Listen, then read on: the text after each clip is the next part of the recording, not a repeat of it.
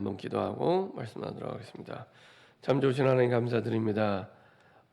하나님의 그 부르심을 통해 아브라함의 새로운 삶이 시작되게 하시고 그 말씀 따라 언약의 여정을 걸어가게 하시고 불신앙할 때 다시 돌아설 수 있도록 결단하게 하시고 드디어 창세기 22장에 하나님 인생의 최고의 가치가 무엇인지를 새롭게 결단하며 영원히 잊을 수 없는 주의 복음이 그 아버지 아브라함과 아들 아버지 하나님 이삭에게 각인되었던 것처럼 우리 모든 부모님들과 자녀들에게 이 그리스도의 생명의 복음이 완전히 각인될 수 있도록 축복하여 주시옵소서. 생각 속에 마음 속에 완전히 각인되게 하시되 우리에게 혹시 와 있는 시험과 어려움들이 있다면 그리스도를 체험할 기임을 깨닫게 하시고 그리스도가 우리 일생의 아버지 하나님 1순위가 되는 새로운 시작되게 하여 주옵소서. 우리의 생각 마음 영혼 속에 아브라함에게 끊임없이 불신하게 하여 언약을 잊어버리게 만들고 언약을 따라가지 못하게 하는 모든 흑암과 사단의 세력이 권세 있는 주 예수 그리스도의 능력의 이름으로 완전히 결박받고 떠나가게 하여 주옵소서. 감사드리며 주 예수 그리스도의 이름으로 기도합니다. 아멘. 저희 계신 분과 인사하겠습니다. 예수님은 그리스도이십니다. 우리 한 번 더 인사드리겠습니다. 그리스도께서 모든 문제를 완전히 끝내셨습니다. 오늘 제목을 가지고 한번 인사하겠습니다. 이삭이 받은 참된 응답이 있습니다. 네.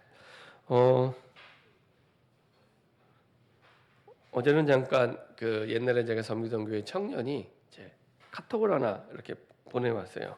그랬더니 뭐 좋은 소식이더라고요. 이제 결혼하게 됐다. 뭐 이런 소식입니다.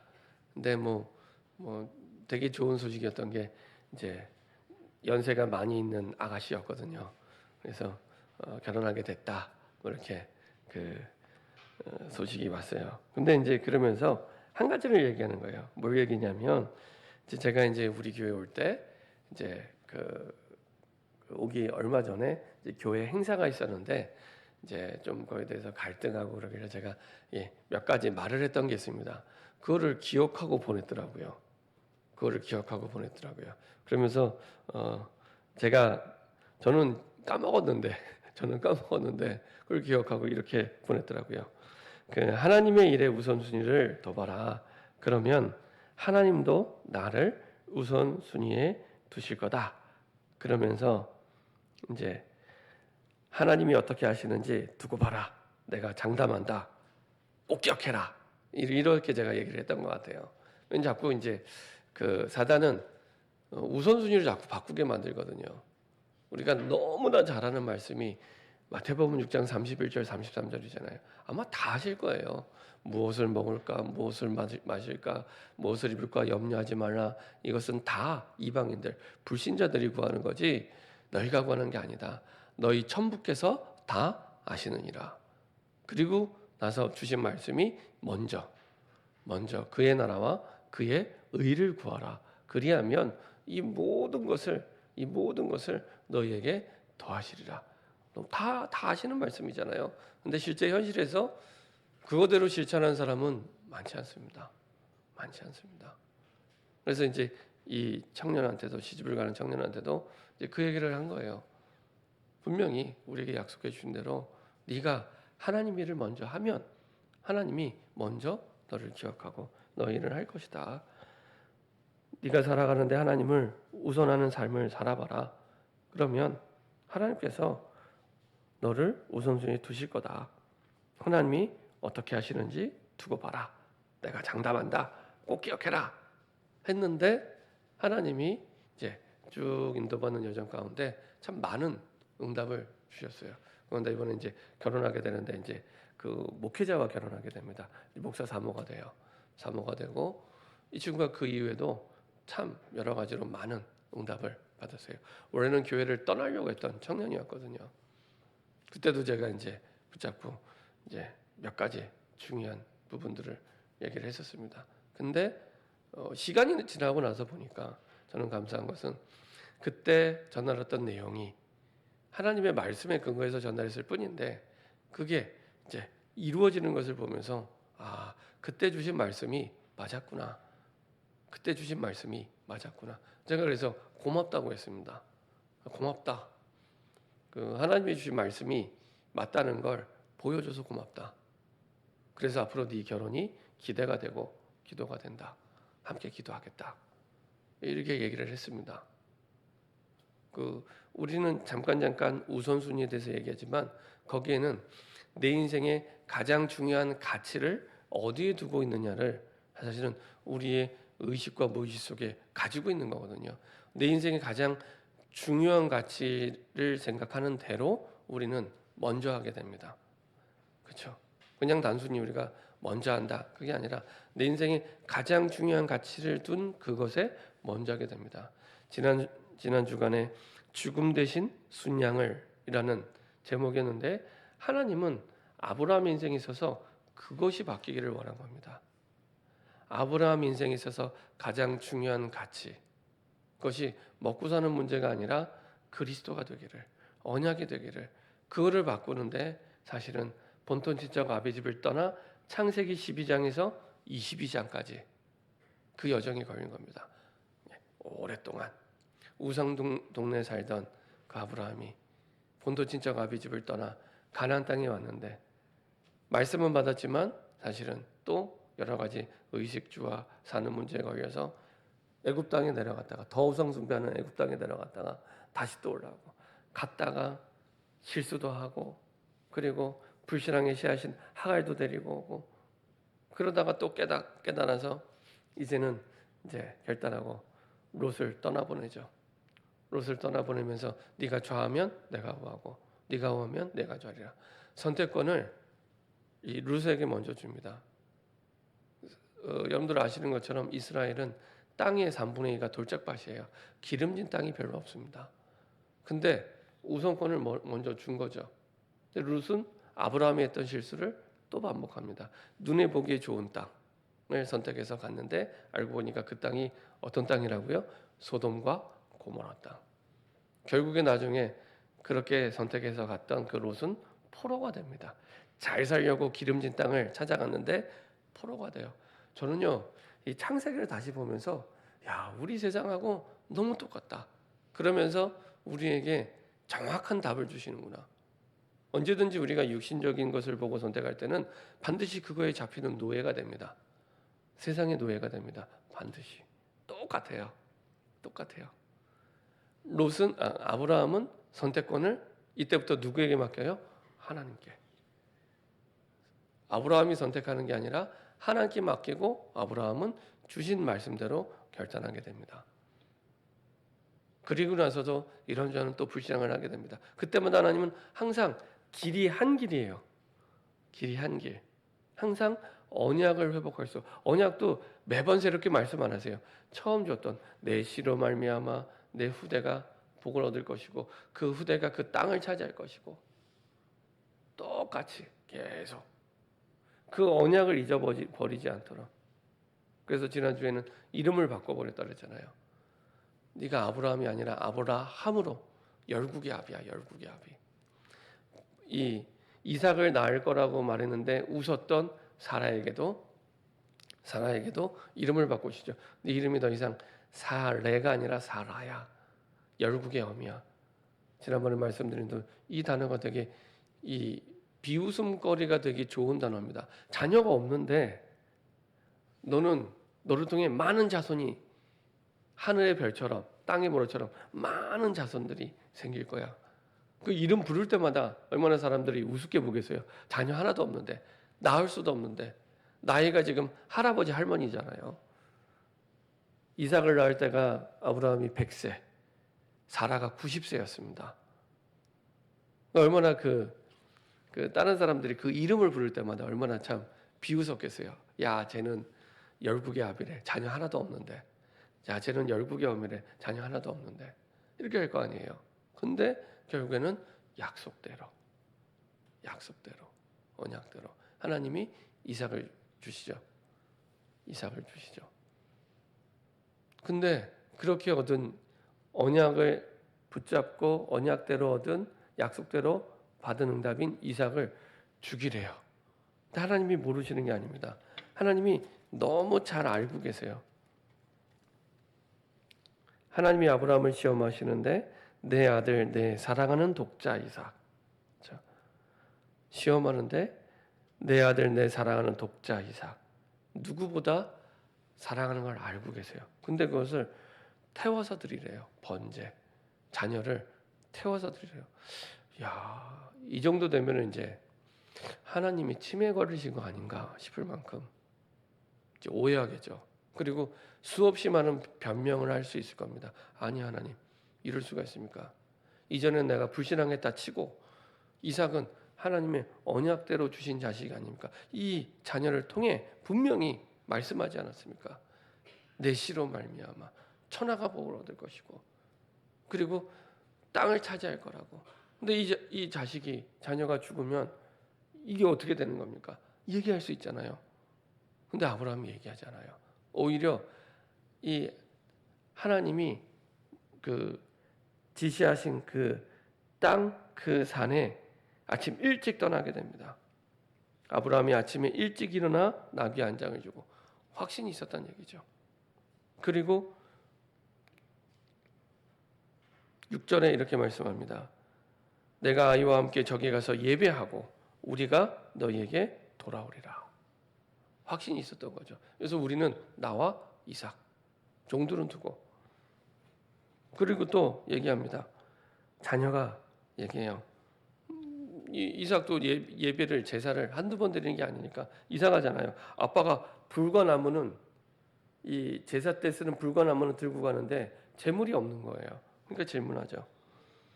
이삭이 이르되 불과나무는 있거니와 번제할 어린 양은 어디 있나이까?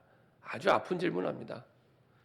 이때 아브라함이 그 재물이 너야 이렇게 얘기 안 해요. 재물을 이삭이 분명히 하나님의 말씀대로 이삭이라고 말해도 틀린 말이 아니잖아요. 분명히 이삭이라고 했으니까. 근데 이삭이라고 얘기하잖아요. 더 정확하고 분명하게 본인의 신앙을 담아 얘기합니다. 뭐라고 얘기하냐? 아브라함이 이르되 내 아들아 번제할 어린 양은 하나님이 자기를 위하여 친히 준비하시리라. 하나님이 자기를 위하여 친히 준비하시리라. 그리고 나서 이뤄준 곳에 가서 제단을 쌓고 나무를 버려놓고 아들을 결박하고. 제가 볼 때 이 이삭도 믿음이 있었구나. 반항할 수 있잖아요. 이때가 청소년인데 이삭이 반항할 수 있고 도망갈 수 있잖아요. 순순히 제단에 올라가요. 타 죽을 줄 알면서. 그리고 드디어 10절 손을 내밀어 칼을 잡고 그 아들을 잡으려 하니. 이거는요 진짜 잡으려고 한 거예요. 자기 아들을 진짜 죽이려고 했던 거예요. 그냥 폰만 딱 잡고 자 하나님 제가 칼을 들었습니다. 제가 하나 둘 셋 하면은 양을 보여주세요. 이게 아닙니다. 진짜 아들을 죽이려고 했던 거예요. 그래서 히브리서 11장 이때 당시에 아브라함의 믿음에 대해서 잘 표현하고 있습니다. 히브리서 11장 17절에 19절 이때의 아브라함에 대해서 이렇게 말씀하고 있습니다. 이때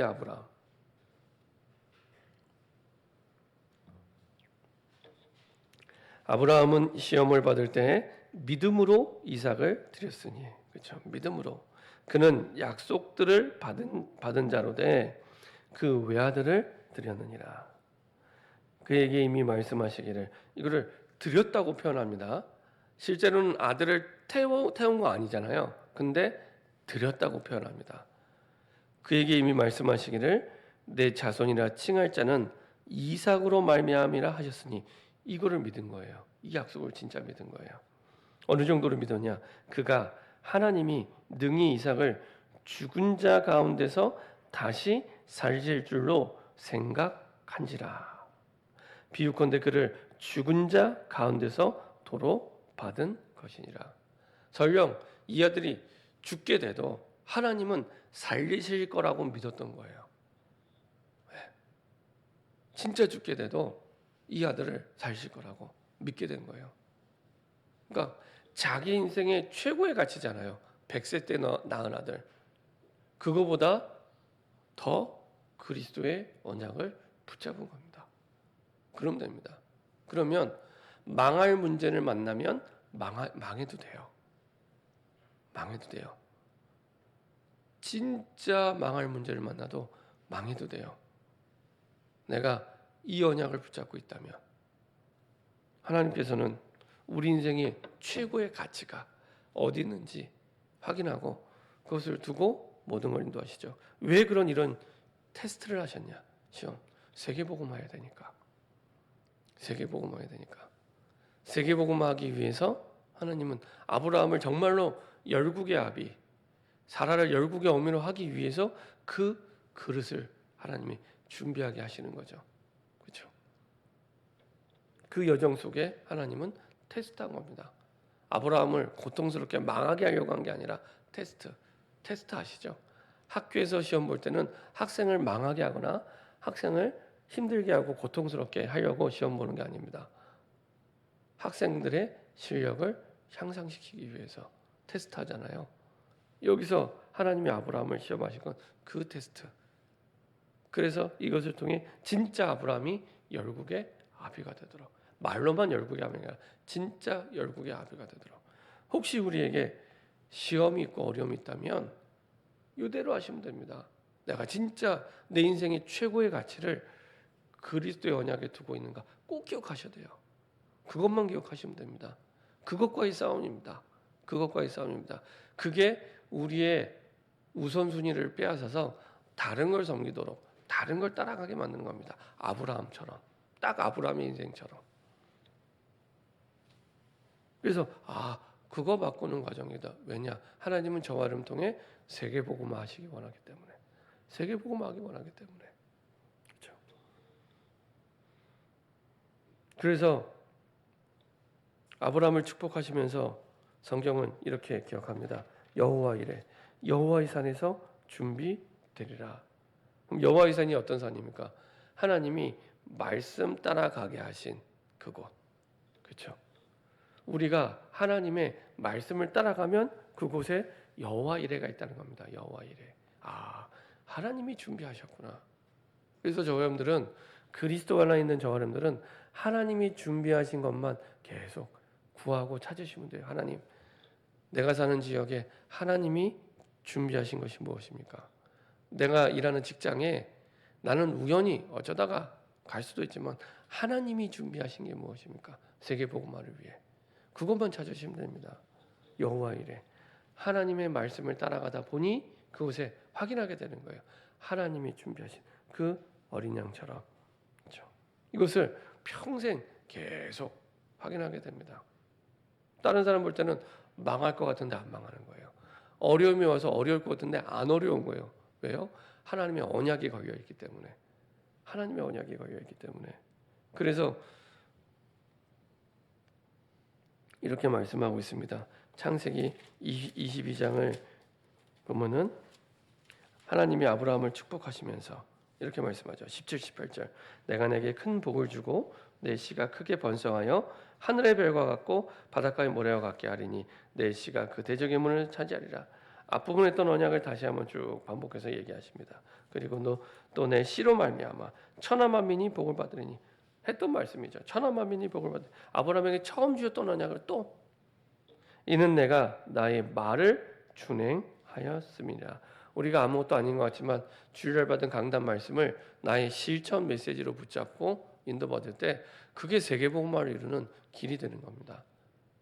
주일날 내가 받은 말씀을 그냥 듣고 끝나는 얘기가 아니라 내 삶의 실천 메시지로 붙잡을 때 그때 세계복음화를 이루는 중요한 축복이 우리에게 새롭게 시작이 됩니다. 그렇죠? 언약을 준행함이라. 없거든요. 주변에 한번 물어보세요. 확인해 보세요. 정말 주일날 받은 말씀을 나의 실천 메시지로 붙잡고 실천하는 사람이 몇 사람이나 있는가? 그렇죠? 하면 이 축복이 임하는 겁니다. 내 씨로 말미암아 천하 만민이 복을 얻고, 그렇죠? 이 축복이 그 사람에게 임하게 되는 겁니다. 세계복음화의 그릇으로 하나님이 인도하는 여정이 되죠. 그렇죠? 능력이 있고 없고 수준이 있고 없고 아무 상관없습니다. 그거는 그 다음 얘기고요. 하나님의 말씀을 나의 실천 메시지를 붙잡고 인도받을 때, 그렇죠? 그 속에서 하나님의 약속하신 그 복을 누리게 됩니다. 그 축복의 증인 주역이 이삭입니다. 세상 사람들이 받는 응답 정도가 아니라 정말로 이삭에게 하나님이 참된 응답을 주시죠. 지난 주간에 제가 대만을 갔다 왔습니다. 대만에서 참 그 여러 많은 현장을 보게 되고, 똑같은 대만인데 이번이 대만의 네 번째 간 거였거든요. 네 번째 갔는데 이전에 안 보였던 대만의 실제적인 모습들을 많이 확인하게 됐어요. 제가 묵었던 숙소와 그 베이스 캠프 교회가 걸어서 한 10분 거리에 있습니다. 빠른 걸음으로 한 10분 거리에 있는데 늘 걸어서 왔다 갔다 했죠. 근데 이전에는 안 보였는데 걸어가며 오며 왜 이렇게 환자가 많은지 몰라요. 환자가 참 많아요. 그래서 제가 그 대만 선교사님한테 여쭤봤더니 대만도 우리나라만큼이나 의료비가 싸대요. 뭐 CT인가 MRI 이런 것도 거의 보험 적용이 된다 그러더라고요. 대만은. 근데 보니까 환자가 많아요.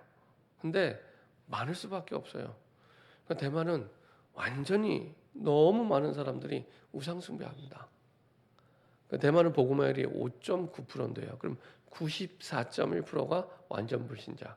근데 그 5.9%도요. 이런저런 잡다한 사이비 기독교 다 포함해서 5.9%입니다. 정상적인 교회를 다닌 사람은 더 적고요. 교회를 다닌 사람 가운데 예수님을 영접하고 구원받은 사람은 더 적고요. 그리고 이렇게 믿음 있는 사람은 훨씬 더 적겠죠. 제가 볼 때는 미전도 종족이나 마찬가지입니다. 미전도 종족. 우리는 미전도 종족 하면 저기 아프리카에 있는 이런 사람만 생각하는데, 성교학적으로 복음화율이 5%가 안 되는 그 종족을 미전도 종족이라는 게, 특별히 선교에 집중해야 될 나라. 대만은 미전도 종족입니다. 사실은 우리 청소년 아이들도 미전도 종족입니다. 우리나라 청소년 복음화율이 5%가 안 됩니다. 5%가 안 됩니다. 95% 이상 완전 불신자입니다. 그러니까 우리 청소년들도 완전히 미전도 종족입니다. 그만큼 굉장히 심각한 시대가 됐습니다. 제가 어렸을 때나 우리나라 기독교가 뭐 25%다 우리 얘기했죠. 지금은 전혀 그렇지 않습니다. 그래서요, 진짜 시급합니다. 그래서 오며 가는데 제가 이틀 3일 동안 오며 가며 장님만 다른 사람을 계속 봤어요. 장님만. 왜 이렇게 장님이 많은지 가다가 보고 오면서 보고, 또 정신 문제 있는 사람. 날이 이제 더우면 낮에 32도까지 올라가는데 내복 입고 다녀요. 남자가 살이 막 이렇게 좀 접히도록 찐 거를 그대로 드러내고 내복 입고 이렇게 돌아다녀요. 정신 문제가 온 거죠. 이상한 사람도 굉장히 많고요. 우상 숭배 속에서 너무 많은 사람들이, 아파하는 사람들이 너무 많구나. 동성이 너무 많고요. 이번에도 그 캠프 들어간 교회에 그 권사님이 미용실을 해요. 한국의 강남 같은 지역에서 미용실을 합니다. 타이베이에서 미용실을 하는데, 그 미용실에 보조로 있는 친구들이 2명 있는데 2명 다 동성연애하는 남자애들이에요. 2명 다. 한 명은 18살, 한 명은 21살인가 22살인데 아주 보편화되어 있습니다. 아시아에서 유일하게 동성 결혼을 허락한 나라. 이번에 들어서 복음 듣고 이제 예수님 영접했는데, 그게 너무 막 보편화되어 있어요. 야, 참 큰일 났구나 싶을 정도로. 근데 그게 죄인 줄 모르고 그냥 살아가요. 그리고 계속 고통과 어려움이 오는데 왜 오는지도 몰라요. 그러면서 그냥 살아가는 거야. 아, 인생은 이렇게 살아가는구나라고 이제 착각하고 살아가는 겁니다. 이 복음 듣고 뭐 예수님 영접하고 다락방 약속하고 그러고 왔는데요. 너무 많은 사람들이. 이제 작년 재작년 갔을 때는 그런 게 잘 안 보였어요. 근데 이번에는 아픈 사람도 너무 많고, 정신 문제 있는 사람도 너무 많고, 동성애자 너무 많고, 한두 명이 아니라 너무 많고 보편화되어 있어요. 전혀 이상하지가 않아요. 그러면서 점점 모슬렘들도 많아져요. 이슬람교도 많아져요. 지난번에 말씀드렸잖아요. 우리나라 국립기념관 같은 그런 장소에 대만에 가면 중정기념관이라고 있습니다. 중국의 이제 그 국부였던 사람을 이렇게 섬기도록 기념관을 만들었는데 잘 만들어놨어요. 그런 기념관에 1층에 이슬람교 기도실이 있어요. 기도실. 우리나라 같으면 절대 용납이 안 되죠. 아니 우리 국가를 기념하는 장소에 독립기념관 같은데 이슬람 기도실 안 만들잖아요. 안 만들잖아요. 아마 만들었으면 되게 뭐라 했을 거예요. 만들었더라고요. 이야, 이 정도구나. 이 정도구나. 그만큼 사실은 언약을 잃어버린 현장이 너무 심각하게 이제 무너지고 어려움을 당하게 되죠. 그런 가운데 하나님은 이삭과 같이 이런 한 사람을 통해 진짜 응답이 무엇인지를 보여주고 깨닫도록 하나님 증인으로 세우셨죠. 일평생 잊을 수 없는 복음과 언약이 각인된 겁니다. 그래서 이 이삭은 이 언약을 누리기 시작합니다. 이미 그 언약을 창세기 22장 자기가 죽을 뻔했잖아요. 어떻게 그것을 잊을 수가 있겠습니까? 그걸 통해 그리스도 복음을 들은 게 아니라 받고 체험했어요. 진짜 자기 대신 죽을 순양이 준비되어 있구나. 아빠 아브라함이 얘기했던 대로 하나님이 친히 자기를 위하여 준비하시리라. 맞잖아요. 아빠가 믿음을 고백한 그대로 준비된 것을 보고 죽는 걸 보면서 가장 인생에 중요한 것이 무엇인지를 체험하게 됩니다. 이때부터 하나님이 이삭의 가정을 언약대로 축복하시죠. 하나님의 언약대로 기적같이 출생이 되죠. 아까 말씀드린 대로 아브라함이 100세 때, 사라가 90세 때 태어날 수 없는 상황 속에 하나님 이삭을 태어나게 하시고요. 그게 하나님의 말씀이고 언약 성취입니다. 환경은 안 되는데 하나님의 말씀대로라면 반드시 이루어지게 됩니다. 그리고 믿음의 부분을 만났고 사실은 그 가운데 하나님은 결혼을 통해 가정에 축복을 허락해 주시죠. 그래서 리브가를 아내로 삼고 쌍둥이를 낳게 됩니다. 그리고 그 속에서 하나님은 물질의 축복도 100배를 왜냐? 세계복음화해야 되니까 그 땅에 100배의 축복을 허락해 주시고요. 그리고 그 아버지가 팠던 우물을 다시 파요. 왜냐하면 지금 그랄 땅이 블레셋 사람들의 땅입니다. 블레셋 사람 다시 메웠는데 다시 판 이유는 하나입니다. 아브라함에게 주셨던 그 언약을 기억하고 다시 파는 거예요. 아브라함에게 주셨던 그 언약. 그래서 하나님도 이 이삭에게 얘기할 때 아브라함을 계속 얘기합니다. 그래서 계속해서 성경이 얘기하죠. 오늘 봤던 창세기 26장 15절. 그 아버지 아브라함 때에 그 아버지의 종들이 판 모든 우물을 막고 흙으로 메웠더라. 18절. 그 아버지 아브라함 때에 팠던 우물들을 다시 팠으니 이는 아브라함이 죽은 후에 블레셋 사람이 그 우물들을 메웠습니다. 이삭이 그 우물들의 이름을 그의 아버지가 부르던 이름으로 불렀더라. 그렇죠? 이렇게 언약을 기억하고 다시 팠는데 어떻게 하세요? 하나님이 샘의 근원을 얻게 하십니다. 샘의 근원. 아예 그냥 언약을 파서 물이 나오는 정도가 아니라 근데 이 땅은 아시는 것처럼 물보다 기름이 나오는 땅이에요. 중동 지역입니다. 그래서 물을 구하기가 어려워요. 그래서 물을 가지면 이 어마어마한 부의 상징이 되는 겁니다. 왜냐하면 이 사람들은 베두인 족속이에요. 유목민이에요. 그러면 물이 없으면 자기도 죽고 기르는 가축도 죽는 겁니다. 자기도 죽고 가축도 죽는. 그래서 물이 있고 우물이 있는 사람이 부자예요. 물이 귀하니까. 근데 그냥 물을 주신 정도가 아니라 근원을 얻게 하십니다. 근원을. 이렇게 해서 하나님의 언약을 기억하고 확신하고 인도받았더니 아버지 아브라함이 주셨던 그 언약을 기억하고 인도받았더니 그 언약대로 사실은 축복하신 다의 근원을 하나님이 주시죠. 그리고 또 양보합니다.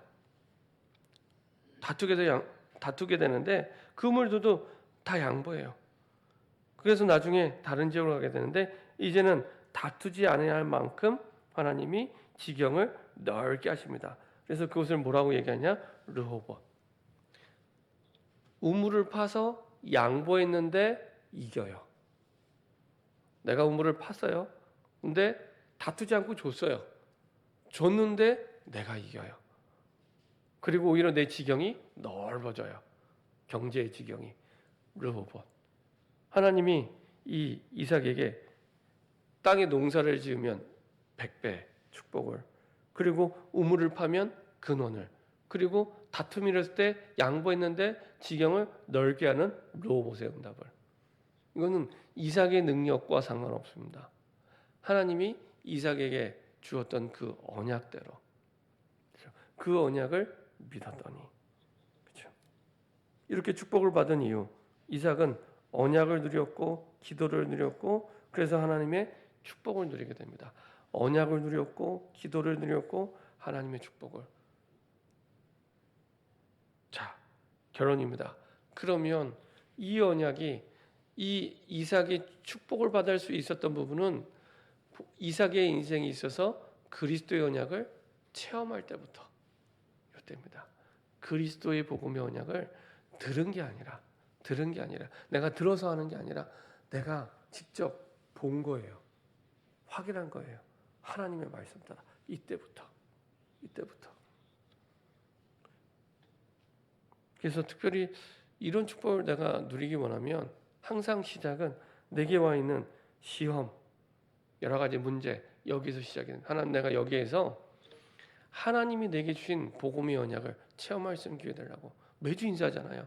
요한복음 19장 30절에 있는 말씀대로 모든 문제 끝났다고. 하나님, 이게 목사님한테 들어서 하는 게 아니라 정말로 내 상황 속에서 체험될 수 있도록. 그리고 여러분들이 실제로 이 부분을 누리게 되면 그때부터 복음을 전하게 되죠. 그리고 지금 주일하라는 주일 현장 전도 캠프, 그다음에 주중에는 지역 전도 캠프를 두고 이제 시작하려고 기도하고 있는데, 이런 캠프에 와서 실제 전도 현장 속에서 체험하는 게 중요합니다. 이걸 통해서 하나님의 말씀이 이론이 아니라 생명 살리는 그 현장을 통해 이렇게 이루어지는구나. 이것을 보고 체험할 수 있도록, 단순히 가서 구원의 길하는 그게 아니고요. 내게 주신 언약을 따라 인도받으면서 생명을 살리는 축복 속으로. 그래서 전도 현장 나갈 때는 반드시 강단 포럼, 말씀 포럼을 하게 합니다. 그래야 그 정도도 지속이 돼요. 그러지 않으면요, 절대 지속이 되지 않습니다. 전도해야 되는 거 알겠지만 안 해요. 왜냐? 말씀 없이 하기 때문에 몇 번 하다 말아버립니다. 왜 해야 되는지도 모르고 이유도 모르고. 그래서 주의 언약이 체험될 때, 그래서 질문하셔야 됩니다. 이삭이 받은 참된 축복이 내 것이 되려면 언약이 정말 나와 어떤 상관이 있는가? 하나님의 말씀하고 나하고 어떤 상관인가? 그냥 주일날 시간 되니까 내가 예배드리고 시간 마치면 집에 가고, 그게 아니고요. 그러면 10년, 20년을 신앙생활을 해도 아무 변화 없습니다. 한 번의 말씀을 받아도 정말 이 말씀과 나와 어떤 관계가 있는가 질문하셔야 돼요. 그 답부터. 그러면 나의 마음과 생각을 사로잡은 흑암 세력을 알게 돼요. 내가 말씀이 기억이 안 나고 말씀이 내 마음에 없는 건 단순히 말씀이 기억 안 나고 마음 안 나는 게 아니라 사단이 그것만 못하게 하는구나. 맞아요. 다 하는데 그것만. 희한하죠. 사람을 만나고 일을 하는데 언약만 기억이 안 나요. 월요일 아침만 돼도 까맣게 잊어버리고 한 주간 살아요. 그러면 구원은 받았지만 구원의 축복을 다 놓치고 불신자처럼 똑같이 살아야 돼요. 문제 만나면 화내야 되고, 문제 만나면 갈등해야 되고, 그렇게 살아야 되는 겁니다. 나는 언약의 백성이 분명한데 왜 안 되는가를 생각하면 진정한 기도가 이때부터 시작이 됩니다. 그리고 이것을 포럼하는 포럼팀이 너무 중요합니다. 일주일에 1시간만 중요한 팀이 모여 지난 주간에 하나님이 나와 함께 하신 3가지를 포럼하면 됩니다. 전도를 두고, 기도를 두고, 말씀을 두고. 월요일 같은 이런 모임이 일주일에 한 번씩. 여러분, 이런 모임들이 사실은 구석구석 일어날 수 있도록 월요일 때 모이면 포럼하고, 주중에 다락방 모이면 포럼하고, 이렇게 포럼이 내 삶 속에서 가장 편안하게 되어질 수 있도록. 우리나라 사람이 제일 못하는 게 포럼이거든요. 유교적인 문화가 강하다 보니까 침묵은 금이야 그래가지고 말을 안 해요. 침묵은 금이야 그래서 말을 안 해요. 근데 그거는 성경이 아니잖아요. 진리가 아닙니다. 때로는 침묵이 금일 때 있죠. 불신앙의 말을 해야 될 때 그때는 침묵이 금이 됩니다. 하지만 말씀과 기도와 전도는 포럼할수록 하나님의 말씀이 왕성해지고 내가 치유되는 시간입니다. 내가 치유된다니까요. 내가 놓쳤던 언약이 회복이 되고, 그래서 함께 모여서 포럼할 때 이런 축복이 있는 겁니다. 나 혼자 있으면 회복도 느려요. 나 혼자니까. 근데 5명이 모여서 포럼하면, 예를 들면 4명이 불신자 상태로 막 불신앙하고 원망하고 갈등하고 한중원 땅은 되는 일이 없고 그러다가도 한 명이 믿음을 가지고 포럼하잖아요. 4명이 치유받게 됩니다. 이게 포럼 팀이에요. 팀의 응답입니다. 지역 다락방 통해 그거 하자는 거예요. 원래 모이면 그거 하자는 겁니다. 그래야 교회가 가장 건강하고 힘있게 살아가는 겁니다. 포럼팀. 하나님이 나에게 주신 전도와 기도 응답, 말씀에 대한 포럼을 하면 놀라운 일이, 내가 치유되고 나도 같은 응답을 누리게 됩니다. 내가 들었잖아요. 내가 봤잖아요. 그리고 나도 붙잡고 기도하기. 하나님, 나도 똑같은 사람인데 저 사람에게만 응답이고 왜 나에게는 응답이 안 됩니까? 똑같은 원자를 붙잡고 나에게도 그 응답을 달라고. 기도하시면 하나님이 응답 주세요. 기도하시면. 그리고 그 속에서 내가 제자와의 축복을 누리게 됩니다. 그리고 이런 축복 속에 내가 전도 훈련을 받고 현장에 들어가면 됩니다. 교회에서의 전도 훈련, 그리고 다 함께하는 또 전도 훈련, 그리고 우리 삶의 현장, 내 직장, 가장 첫 번째 가장 중요한 현장이죠. 그리고 때로는 선교 현장, 그리고 주일날하는 현장 전도 현장, 이런 현장에 내가 들어가게 됩니다. 나의 현장에 가서 제자가 되고 또 다른 제자를 찾기 전에 절대 나오지 않는 게 하나님의 응답입니다. 내가 먼저 그 현장에 제자가 되고, 그러면 그 현장에 준비된 제자를 하나님 또 찾게 하세요. 제자의 눈에는 제자가 보입니다. 그렇죠? 우리가 쉽게 얘기하잖아요. 뭐 눈에는 뭐가 보인다고. 내가 찾으려고 하는 그거, 그 사람 눈에는 그것만 보이게 되어 있습니다. 이상하죠? 근데 그게 이상한 게 아니라 당연해요. 그렇게 하나님 가장 원하는 방향으로. 그렇죠? 그렇게 제자를 세워놓고 또 다른 현장에 제자를 세우는, 이게 성경적인 전도운동의 세계복음화의 하나님의 방법입니다. 그래서 저와 여러분들이 정말로 아브라함을, 그리고 이삭의 준 그 언약의 흐름 속에 우리가 있기 때문에, 아브라함이 붙잡았던 언약을 우리가 붙잡으면 우리도 응답을 받고요, 이삭이 그 증인으로 우리에게 보여주고 있습니다. 이렇게 하나님이 주신 언약을 붙잡고 내 현장에서 올바른 축복을 누리는 새로운 시작이 되기를 소원합니다.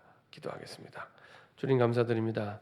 우리 인생의 가치를 돌아보게 하시고 우리 인생의 최고의 가치가 무엇인지를 다시 확정하고 결론 내리고, 아브라함이 붙잡던 그 언약을 이삭이 붙잡고 응답받았던 것처럼 아버지 하나님, 언약을 통해 주시는 참된 응답의 증인으로 서게 허락하여 주옵소서. 감사드리며 주 예수 그리스도의 이름으로 기도합니다. 아멘.